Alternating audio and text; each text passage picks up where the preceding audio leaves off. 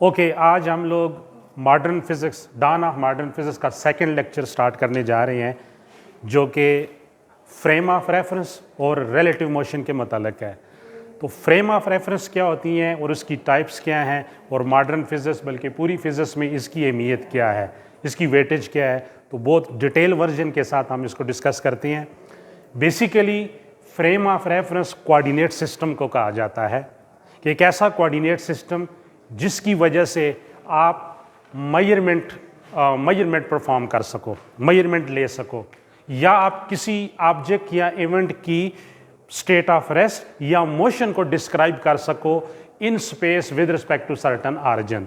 तो डेफिनेशन इसकी आएगी कि a coordinate system relative to which certain measurements are taken is called frame of reference, या a coordinate system with the help of which we can determine or assign either state of rest or position of particle in space with respect to certain origin or reference point is called frame of reference।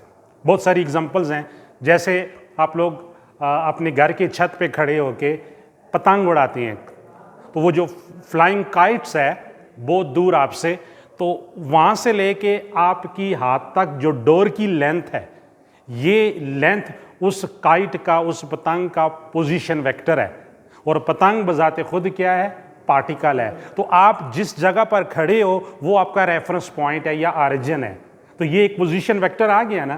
तो coordinate system में हम ये जो x Y Z तीन mutually perpendicular line लेते हैं Cartesian coordinate system में, इसी को लेके चलते हैं हम आगे कि अगर आप बोर्ड या पेज पे any three lines drawn perpendicular to each other they form a coordinate system. जिस तरह रूम के अंदर होता है, मेरी बैक साइड वाली वाल एक्स है, वो वाई है, और जो ऊपर जा रही है वो जेड है। तो यहाँ पर किसी स्टूडेंट की पोजीशन को मैं डिस्क्राइब करता हूँ, मेरे सामने जो आप लोग बैठे हुए हैं, तो ये एक्स वाई प्लेन में है, तो किसी भी स्टूडेंट की पोजीशन को डिस्क्राइब करता हूं तो मुझे किस चीज़ की ज़रूरत होगी, ऑरिजिन रेफरेंस पॉइंट, जहां पर ये तीनों लाइंस आपस में क्या करती हैं, मिलती हैं, मीट टुगेदर करती हैं। लेट्स सपोज वो रूम का कॉर्नर है, तो वहां से उस ऑरिजिन से इस बच्चे तक, स्टूडेंट तक मैं एक लाइन ड्रा करता हूं, ये उसका पोजीशन वेक्टर होगा, और जहां पर बच्चा बैठा हुआ है वो पॉइंट पी कहलाएगा।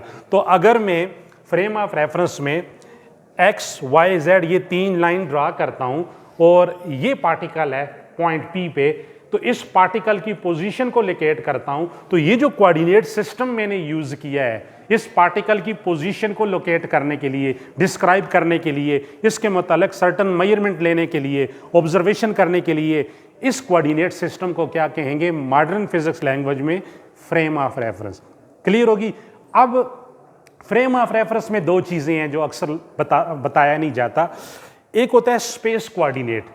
स्पेस कोऑर्डिनेट में जब हम तीनों line X Y Z perpendicular draw करने के बाद किसी पार्टिकल की पोजीशन को डिस्क्राइब करते हैं, यानी we want to describe only position of the particles in X Y Z, तो इसे कहेंगे स्पेस कोऑर्डिनेट।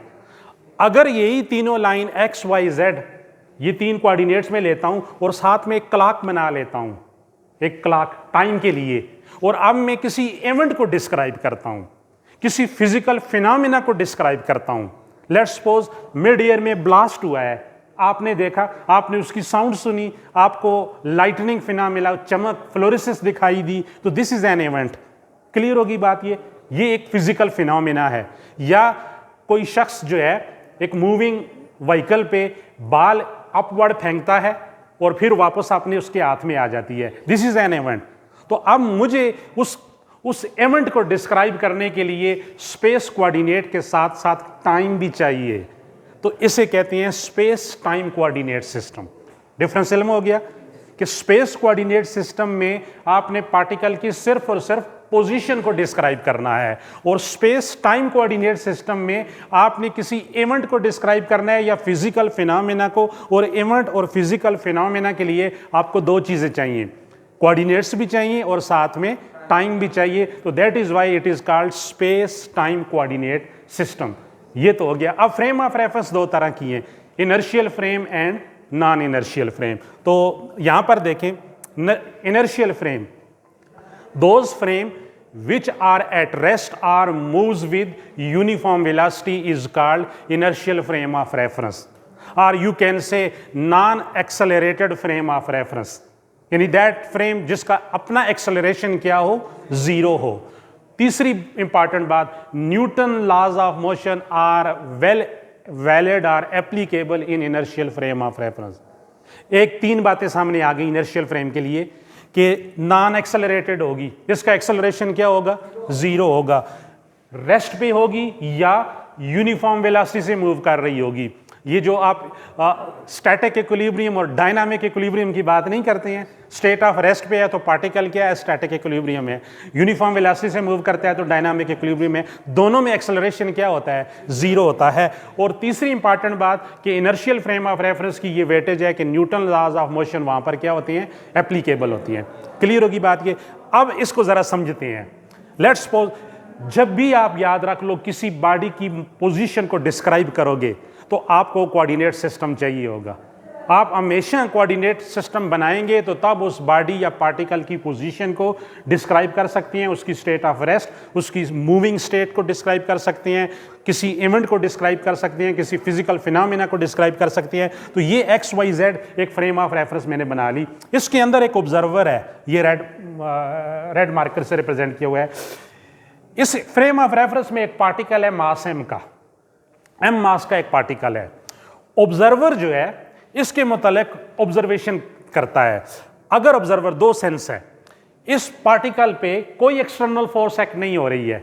लेट्स सपोज ये बुक है, a book laying on the table, an observer find that in the absence of an external force the acceleration of this particle of mass M or the acceleration of the book laying on the table is equal to 0। तो observer क्या observation करेगा कि इस book का acceleration क्या है, zero है, इन the absence of real force और एक्सटर्नल फोर्स।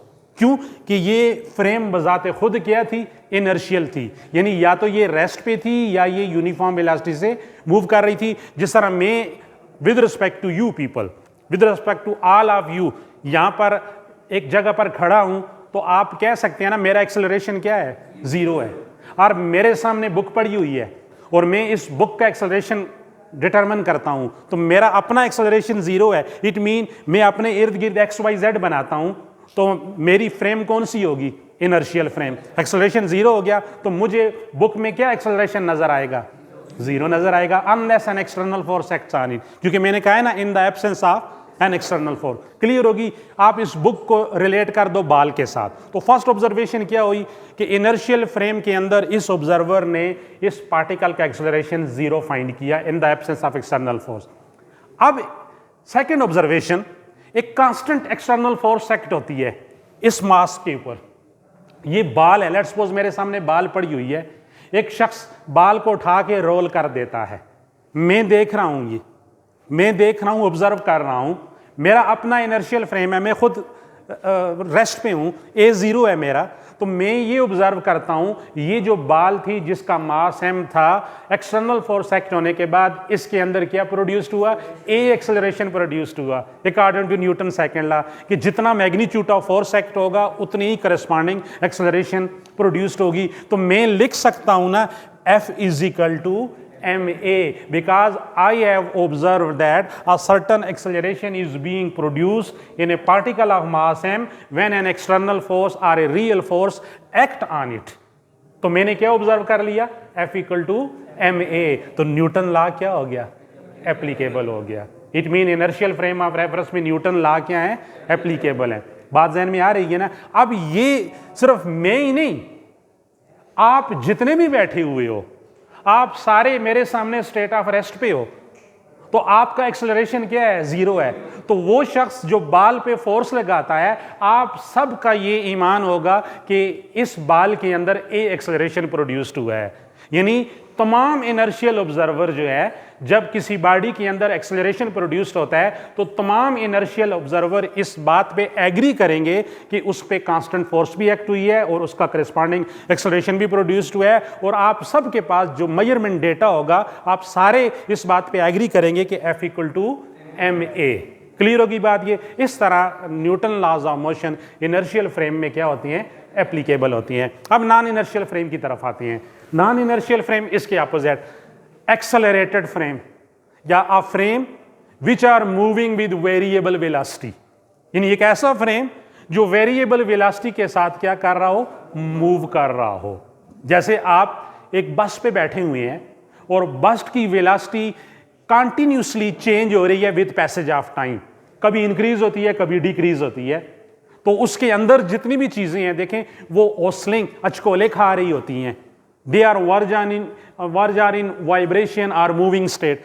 तो आपको धक्का वगैरह भी लगता है और आप सीट पे बैठे हुए हैं तो अपना हाथ आपने किसी बस के अंदर कोई ऑब्स्टेकल होता है, कोई डंडा होता है, कोई इसी तरह की कोई चीज़ है, आपने उसको पकड़ा हुआ है ताकि गिरे ना। क्यों? कि you are in the accelerated frame, क्योंकि वो बस वेरिएबल वेलोसिटी के साथ मूव कर रही होती है। अब ऐसा है, बात को जरा समझना है। ये फ्रेम ऑफ रेफरेंस मैंने बना ली एक्स वाई जेड और इसके अंदर एक ऑब्जर्वर है ओ, और ये फ्रेम बजाते खुद क्या कर रही है, एक्सेलरेट कर रही है, इसका अपना एक्सेलरेशन है। बात को समझना है। उसी तरह इस फ्रेम ऑफ रेफरेंस के अंदर एक पार्टिकल है एम मास का, एम मास का पार्टिकल है। मैंने कहा कि ये बाल है, ये बाल है। अब ये फ्रेम, इसको यूं समझ लो कि ये एक बहुत बड़ी बस थी और उसकी नेट पे आप लोग बैठे हुए हैं, उसकी नेट पे छत पे आप लोग बैठे हुए हैं और ये बस वेरिएबल वेलोसिटी से मूव कर रही है और आपको भी साथ लेके जा रही है। तो जो बस का एक्सेलरेशन होगा वो आपका भी एक्सेलरेशन होगा। अब एक शख्स आता है, वो जो बाल पड़ी हुई है उस पे फोर्स लगाता है, उस पे फोर्स लगाता है, बाल एक्सेलरेट होती है। ये non inertial frame X Y Z, observer O है। इस फ्रेम का अपना एक्सेलरेशन एग्जिस्ट करता है, सामने एक पार्टिकल है मास एम का, इसके ऊपर एक फोर्स एक्ट होती है, एक्सटर्नल फोर्स मास एम पे, इसमें एक्सेलरेशन फाइंड करता है ये ऑब्जर्वर, इसके ऊपर क्या फाइंड करता है, एक्सेलरेशन।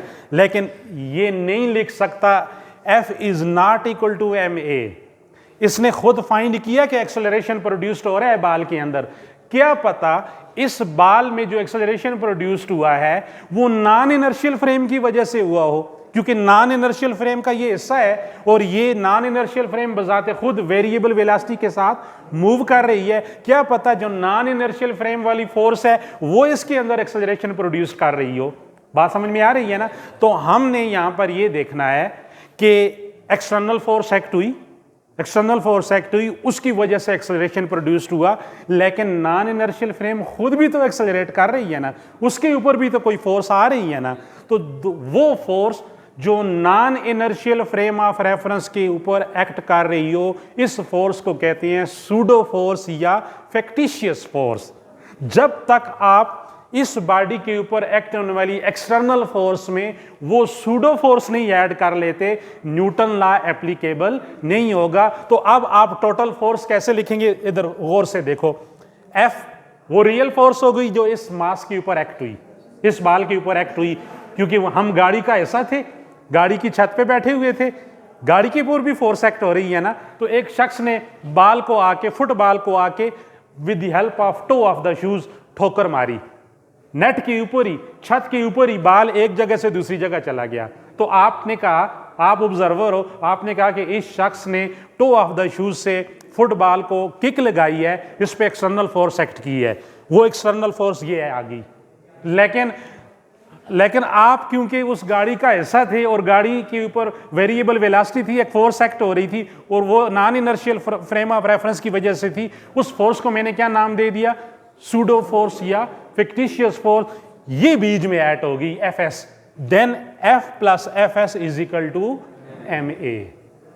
बात ज़हन में आ गई? इसलिए हम कहते हैं कि non inertial frame of reference में न्यूटन लॉ एप्लीकेबल नहीं है। अब एक दो एग्जांपल्स और देता हूं मैं, बात को जरा समझना है। आप एक मोटर कार के अंदर बैठे हुए हैं, कांस्टेंट वेलोसिटी से जा रही है। जब कांस्टेंट वेलोसिटी से मोटर कार जा रही है तो एक्सेलरेशन क्या है, जीरो, इनर्शियल फ्रेम है। सडनली ड्राइवर ब्रेक अप्लाई करता है तो very high moving, fast moving car जो है ना, वो स्टेट ऑफ रेस्ट पे डिसेलरेट होती है, डिसेलरेट होती है, उसके अंदर एक्सेलरेशन आता है, उसका इनर्शियल फ्रेम फौरन ट्रांसफॉर्म हो जाएगा नॉन इनर्शियल फ्रेम में। तो all the observer sitting inside the car, inside the vehicle, उसको फॉरवर्ड जर्क लगेगा ना, ठीक है, moves in the forward direction, मुंह आगे सीट पे जाके गिरता है। This is because of non inertial frame of reference and this is because of pseudo force. तो ये वो सूडो फोर्स है। तो अगर इस तरह का इवेंट हो रहा है, सूडो फोर्स मौजूद है और आप एक एक्सटर्नल फोर्स एक्ट कर दें, तो फिर क्या हो जाएगा, F plus F of S equal to M A. दो दलीलें। तीसरी दलील, अर्थ को आम तौर पे हम अपनी ऑब्जर्वेशन मेजरमेंट कैलकुलेशन के लिए इनर्शियल ट्रीट करते हैं, लेकिन अर्थ अराउंड द सन जो है रिवॉल्व करती है और अपनी ओन एक्सेस के गिर्द भी रिवॉल्व करती है, इसका सेंट्रीपिटल एक्सेलरेशन है। तो अर्थ नॉन इनर्शियल है, याद रख लो। लेकिन हम अपने एक्सपेरिमेंट, अपनी ऑब्जर्वेशन, अपनी कैलकुलेशन, ऑब्जर्वेशन मेजरमेंट के लिए अर्थ को ट्रीट करते हैं as an inertial because of their very small value of acceleration. बात ज़हन में आ गई, लेकिन है ये नॉन इनर्शियल है। अब अर्थ का जो ग्रेविटेशनल एक्सेलरेशन है g, उसकी वजह से तमाम ऑब्जेक्ट जो है डाउनवर्ड अर्थ ग्रेविटी की तरफ आते हैं ना, एक्सेलरेट होते हैं। लाइटर ऑब्जेक्ट और हैवियर ऑब्जेक्ट का एक्सेलरेशन सेम होता है, g 9.8 मीटर पर सेकंड स्क्वायर। आप अपने घर की सेकंड थर्ड स्टोरी पे खड़े हैं, छत पे खड़े हैं, आपके हाथ में बाल हैं, आप किनारे पे जाके बाल को नीचे यूं फेंकते हो, ठीक है, ऊपर से नीचे से आपका दोस्त गया, उसके सर में बाल फेंकते हो। तो आपने क्या किया, फोर्स अप्लाई की ना, आपके फोर्स की वजह से उस बाल के अंदर क्या हुआ, एक्सेलरेशन प्रोड्यूस्ड हुआ। लेकिन ऑलरेडी जी भी तो था ना, यानी अर्थ भी तो बाल को खींच रही थी ना। तो you can not write F equal to M A, it mean Newton law invalid or not applicable. अब उसके अंदर क्या होगा, F equal to M A plus G, यानी ए उस बाल के अंदर जो आपने फोर्स की वजह से एक्सेलरेशन प्रोड्यूस किया और अर्थ जिस एक्सेलरेशन से उसको खींच रही है। तो इस तरह याद रख लो, नॉन इनर्शियल फ्रेम में न्यूटन लॉज एप्लीकेबल नहीं होते हैं। ये दो चीजें होंगी। अब हम इनर्शियल और non inertial frame of reference के कॉन्सेप्ट को यूटिलाइज करते हैं रिलेटिव मोशन में, क्योंकि हमने जाना है स्पेशल थ्योरी ऑफ रिलेटिविटी की तरफ, रिलेटिविस्टिक मैकेनिक्स को स्टडी करना है इस चैप्टर में। तो रिलेटिविस्टिक मैकेनिक्स को सही मानों में समझने के लिए ये स्पॉटिंग टॉपिक्स है जो हम लेके चल रहे हैं। तो कल जो लेक्चर होगा वो बड़ा डिटेल में थ्योरी ऑफ रिलेटिविटी के मतलब होगा। तो उसमें रिलेटिव मोशन जो है ना, वो बड़ा वाइटल रोल प्ले करती है। दो किस्म के कॉन्सेप्ट हैं, एब्सोल्यूट एंड रिलेटिव। कायनात में कौन सी चीज, कौन सी मेजरमेंट एब्सोल्यूट है और कौन सी मेजरमेंट रिलेटिव है। एब्सोल्यूट से मुराद ये होता है कि those measurement whose measured value remain same for all observer whether they are inertial और नॉन इनर्शियल, यानी those measurement whose value will remain same everywhere in the universe. Speed of light, speed of light के मुताल्लिक तमाम inertial और non inertial observer ये कहते हैं कि ये एब्सोल्यूट है, 3 × 10⁸ मीटर पर सेकंड। क्लियर होगी। रिलेटिव से मुराद ये है कि that motion with respect to which one object moves relative to other object. For example, मैं और आप स्टेट ऑफ रेस्ट पे हैं, all of you are at state of rest with respect to me, all of you are in a stationary position with respect to me. But if someone observe us on the moon frame of reference or sun frame of reference or frame of reference on the Mars, we are in verge of moving state. क्योंकि अर्थ move कर रही है and we are the part of the earth, this planet, तो उन observer के लिए, moon like observer के लिए, मार्स के लिए, सन वाले ऑब्जर्वर के लिए, यही ऑब्जेक्ट जो स्टेट ऑफ रेस्ट में हैं, हमारे मेरे सामने आप लोग रेस्ट पे हो और आपके सामने मैं रेस्ट पे हूं, उन ऑब्जर्वर के लिए हम लोग क्या कर रहे होंगे, मोशन में होंगे। तो it mean all the motions are relative. ये क्लासिकल फिजिक्स का भी कॉन्सेप्ट था और मॉडर्न फिजिक्स का भी कॉन्सेप्ट है कि मोशंस आर रिलेटिव। एक एग्जांपल, दूसरी बहुत आसान एग्जांपल, आप रेलवे ट्रेन में बैठे हुए हैं, एक सीट पे 3 पैसेंजर्स हैं, A B C, C centre, B centre में है, ए राइट पे है और सी लेफ्ट पे है। तो सी जो बी जो सेंटर में है वो राइट साइड देखता है तो अपने फ्रेंड ए को देखता है, लेफ्ट देखता है तो फ्रेंड सी को देखता है, और ऑल द टाइम वो ए और सी को जो है ना ऑब्जर्व कर रहा है और वो रेस्ट पे हैं। लेकिन N observer standing on the platform, platform पे खड़ा एक ऑब्जर्वर है, तो वो जब मूविंग ट्रेन को देखेगा, train is moving with A velocity of 200 kilometre per hour, तो वो क्या गेस करेगा कि ये जो तीनों दोस्त सीट पे बैठे हुए थे ये किस वेलोसिटी से जा रहे हैं, 200 किलोमीटर पर आवर। एक घंटे में 200 किलोमीटर आवर की स्पीड से वो मूव कर रहे हैं, because they are the part of the train. जो ट्रेन की वेलोसिटी है वही उन पैसेंजर, उन तीनों फ्रेंड्स की भी वेलोसिटी है। तो इट मीन वो आपस में तीनों तो कह रहे थे कि हम लोग क्या है, रेस्ट पे हैं, लेकिन with respect to platform observer वो किस में है, मोशन में है। तो all the things are relatively moves with respect to each other. अब एक बड़ी जबरदस्त किस्म की एग्जांपल्स हैं, जरा इसको समझे।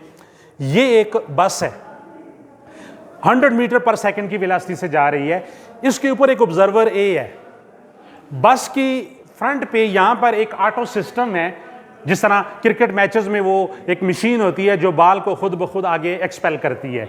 इस बस के अंदर ये ऑटो सिस्टम नस्ब है और यहां से बॉल को ये अपवर्ड जर्क प्रोवाइड करती है। बॉल अपवर्ड जाती है, एच हाइट गेन करने के बाद वापस ट्रेन के ऊपर उसी जगह आ जाती है, उसी होल में आ जाती है। तो ये ऑब्जर्वर ये देखता है कि बॉल वर्टिकली अपवर्ड गई और फिर वर्टिकली डाउनवर्ड आई। इसने ये एक पाथ ऑब्जर्व किया। ठीक है, इस चीज को मैं आपके सामने, क्योंकि मैंने कहा है ना, हम अर्थ को ट्रीट करते हैं एज एन इनर्शियल, आप लोग इनर्शियल ऑब्जर्वर हो। मैं आपके सामने ये मार्कर ऊपर फेंकता हूं, ये मार्कर सीधा मेरे हाथ में आ गया। आपने क्या ऑब्जर्व किया कि मार्कर वर्टिकली अपवर्ड गया और वर्टिकली डाउनवर्ड आया। इसी तरह an observer standing on the moving bus which are moving with a constant velocity of 100 metre per second. ये बात ध्यान में रखें कि बस की अपनी वेलोसिटी क्या है, 100 मीटर पर सेकंड। इस मीन कि बस के अंदर एक्सेलरेशन क्या है, 0 है। और इस बंदे की वेलोसिटी क्या है, ये पार्ट ऑफ द बस है, उसकी नेट पे बैठा हुआ है, छत पे बैठा हुआ है, तो इसकी भी वेलोसिटी वही है जो बस की है, इसका भी एक्सेलरेशन वही है जो बस का है, A equal to 0। It mean inertial observer है। बात ज़हन में आ गई। तो यहां से बाल अपवर्ड गई और डाउनवर्ड आई। इसने क्या ऑब्जर्व किया कि बाल ने जो पाथ अडॉप्ट किया है वो वर्टिकली अपवर्ड और डाउनवर्ड पाथ है। ये अगर इसके पास ऑटो वॉच है तो ये टाइम भी कैलकुलेट कर सकता है कि इसका टाइम क्या था। आप लोगों के सामने मैंने ये इवेंट किया, क्लियर होगी। अब एक ऑब्जर्वर बाहर प्लेटफॉर्म पे है। ये इवेंट, अब मैंने थोड़ी देर पहले आपको कहा था ना कि इवेंट या फिजिकल फिनोमेना, उसके लिए स्पेस टाइम कोऑर्डिनेट चाहिए। ये अपने कोऑर्डिनेट सिस्टम से इस इवेंट को देखता है। अब इसके लिए बस तो मूव कर रही है 100 मीटर पर सेकंड की वेलोसिटी से। जो ही बाल जो है यहां से अपवर्ड जाती है तो 1 सेकंड बाद ये जो प्लेटफॉर्म वाला ऑब्जर्वर है, इसके लिए बस कितना आगे चली गई होगी, 100 मीटर। यहां से बाल अपवर्ड गई, ठीक है, अभी वो अपवर्ड जा रही है, लेकिन बस आगे जा रही है ना, एंड बाल is the part of the moving बस, उस बस का हिस्सा है। तो बस हॉरिजॉन्टल जा रही है तो बाल के अंदर भी हॉरिजॉन्टल कंपोनेंट ऑफ वेलोसिटी है। तो जब बस 1 सेकंड बाद यहां पे आती है 100 मीटर डिस्टेंस कवर करके, तो वो बाल दोबारा बस की छत में ही गिरेगी ना। तो ये शख्स ये ऑब्जर्व करता है कि बाल का पाथ इस तरह का पाथ होगा, प्रोजेक्टाइल लाइक पाथ होगा, पैराबोलिक लाइक पाथ होगा। बात ज़हन में आ गई। तो इट वुड मीन दैट कि ऑल मोशंस आर रिलेटिव। तो यहां पर देखें, इस ऑब्जर्वर ने रिलेटिव मोशन की वजह से बाल का path parabolic path, projectile path observe किया, और इस ऑब्जर्वर ने बाल का पाथ वर्टिकली अपवर्ड और डाउनवर्ड। यानी आप लोगों ने, मैंने मार्कर ऊपर फेंका, मार्कर वापस आया, ये वर्टिकली अपवर्ड गया, डाउनवर्ड आया, लेकिन कोई शख्स साइकिल पे यहां से गुजर रहा है और इस इवेंट को देखता है, तो वो साइकिलिस्ट जो मूव कर रहा है वो इस मार्कर का पाथ इस तरह ऑब्जर्व करेगा। This is relativity. रिलेटिविटी में ये बड़ा इंपॉर्टेंट कंसेप्ट होगा। अब एक और दलील देखें, जो है ना, आप एक मोटरवे पे हैं, ठीक है, आप 100 मीटर पर सेकंड की वेलोसिटी से अपनी गाड़ी में बैठे हुए हैं, आप ऑब्जर्वर है और ये बस है। बात को समझिए। अच्छा, आपके पास मोटरवे के ऊपर आप जा रहे हैं 100 मीटर पर सेकंड वेलोसिटी के साथ एक बस में। आपसे एक मोटर कार आपको क्रॉस करती है, बाईपास करती है, 160 मीटर पर सेकंड की वेलोसिटी से ये जा रही है।